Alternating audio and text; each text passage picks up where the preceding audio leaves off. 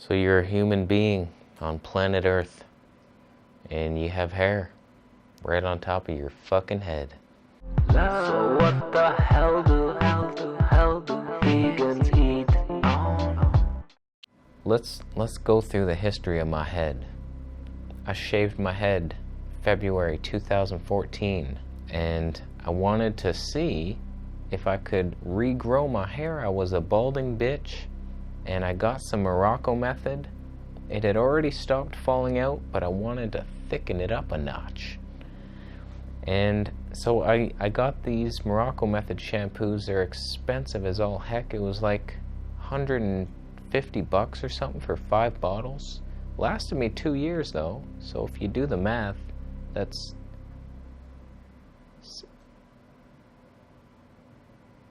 $80 per bottle. So it ended up being a bargain. So the stuff worked. I wasn't blown away. I mean, I did like the smell of my hair. It had a certain flowery essence to it. But I didn't see, like, my hair wasn't getting much thicker. Like, I didn't see the purpose of spending that much money on these shampoos. I was like, why am I doing this? I don't see the benefit. So I ran out finally, like a couple months ago, and I've been experimenting with making my own shampoos. And I tell you, I think I found something that is magical. So let me show you how I make it. Very simple. Boil some water. Throw some herbs that are good for the hair in there. I'm using rosemary, yarrow flowers, and skullcap. Skullcap's good for your skull cap. No guarantee. Then you get your easy sprayer at easysprayer.com. That's not where you get it. Don't actually go to that site. You'll lose everything. Now you just strain the herbs out and put the tea in the fridge to cool. You don't pour hot water into plastic bottles, you silly goose. Then you just pour your tea into the bottle, and it should stay fresh for about a week or so. Feel free to drop some essential oils in there to make it even stronger. Then you just put the cap on, and what's he doing? Oh no, he's gonna spray us all. No, he didn't want to ruin the camera. He didn't do it. We're safe. So that's my shampoo, and it's not even a shampoo. It's a leave-in fantasy maker. You leave it in. You can't do that with a shampoo, right? If you do that, you'll get itchy, and that's not fun. So what I do, I take a shower, I rinse my hair out with water, scrub that scalp. That's the most important part of hair washing. It's not even about the hair, it's about the scalp. So scrub that scalp free of any little dust bunnies and try to rinse some of that grease out. But I like the grease. I embrace the grease. Without grease, you can't mold and do stuff. I ruined it. And that's been there the whole fucking time, doing a hair video. So once I've washed it, I'm satisfied, I've scrubbed, I've massaged my scalp, I take that spray bottle and just spray it everywhere. Spray it everywhere, massage it in a little bit more. Do not rinse it. That's a leave-in conditioner. It doesn't condition. It might. I don't know. Then I leave it in till my next shower. Just leave it in 24 hours. It's constantly on there. The only time that stuff is not in my hair is during that 10-minute window when I'm in the shower rinsing it off, and then I hurry to get it back on. So the reason I'm using rosemary, just start researching herbs for the hair, and rosemary comes up #1 every time, or at least #3. It drives circulation to your scalp. That's what it's all about. That is what hair is all about. You want hair, you have to have perfectly circulating blood and lymph. If you don't have that blood flow, you're bald. You're bald. That's a reality. So do whatever you can to get the circulation up to your head, whether that's handstands, whether that's cleaning up your diet.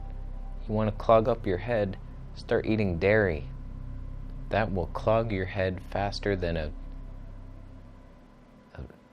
go-kart race with grannies on a go-kart. Faster than that. But in general, in my opinion, from what I've researched, animal products, because of the cooked fats, if you were eating raw meat, maybe that would not deter your hair from falling out and running away from your ugly body. It's just the cooked fats ruin us.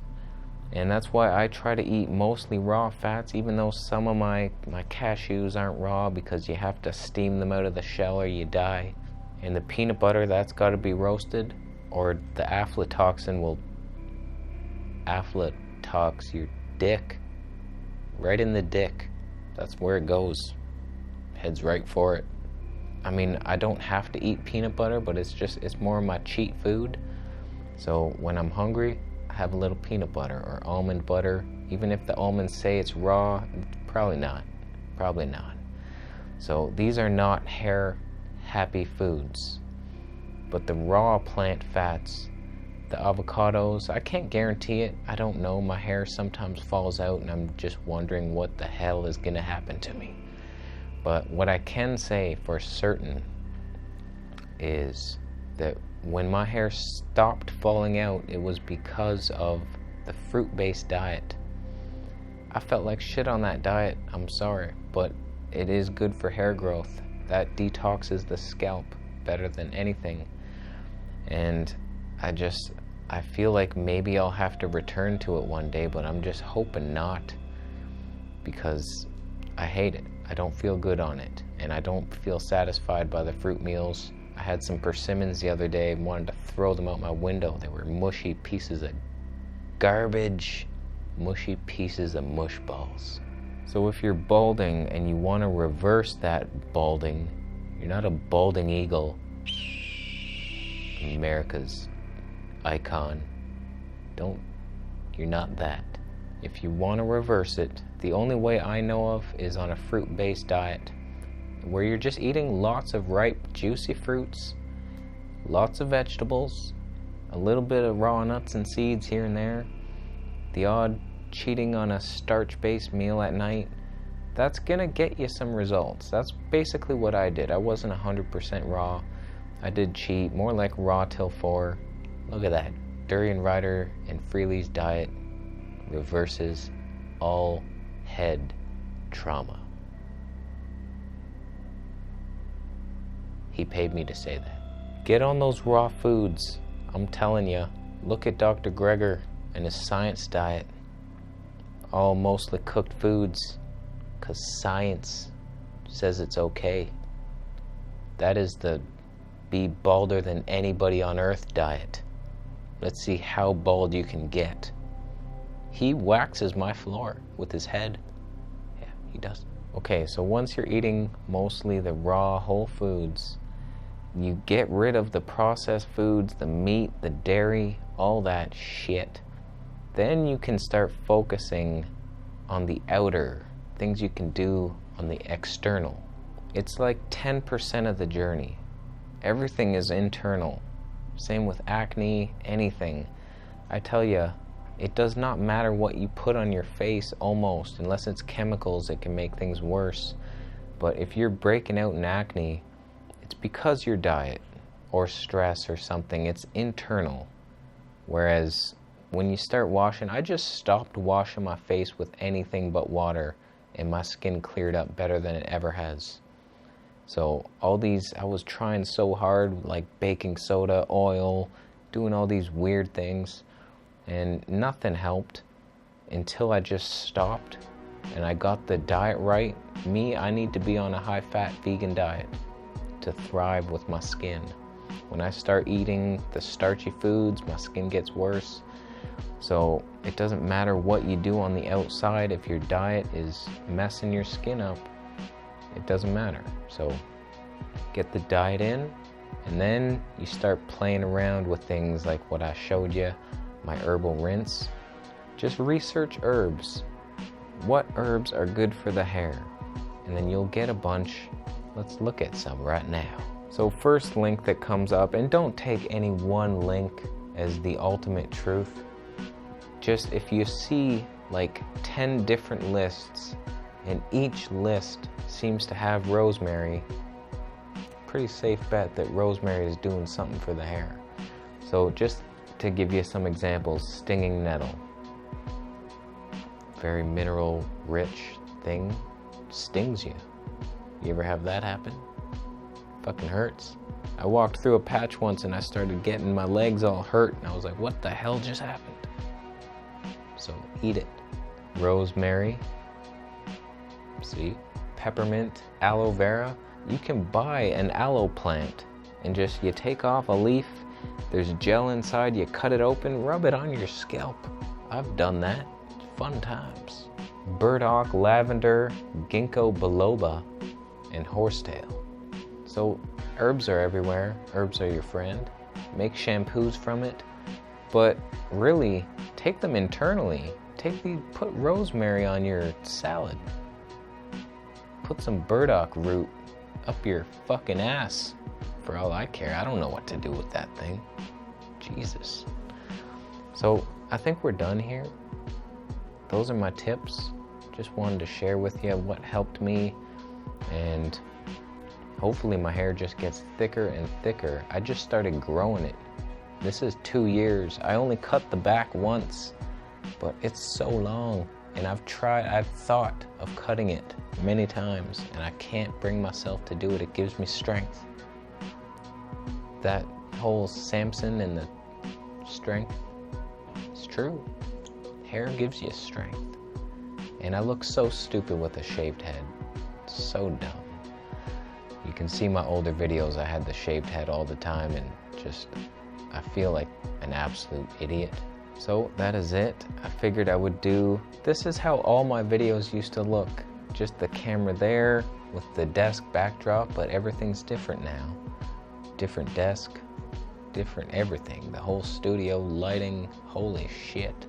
So just wanted to test this out for a test run, and sitting in my original chair that I bought, the steel case Gesture.